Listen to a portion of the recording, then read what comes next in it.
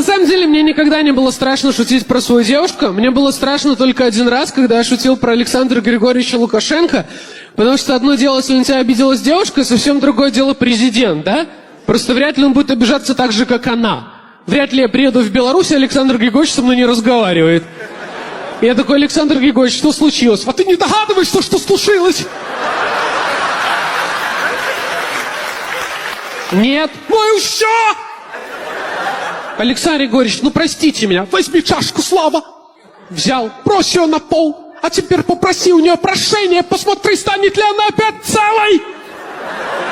Не станет, Слава, как и моя душа. Есть ощущение, да, что я в Беларусь больше не собираюсь.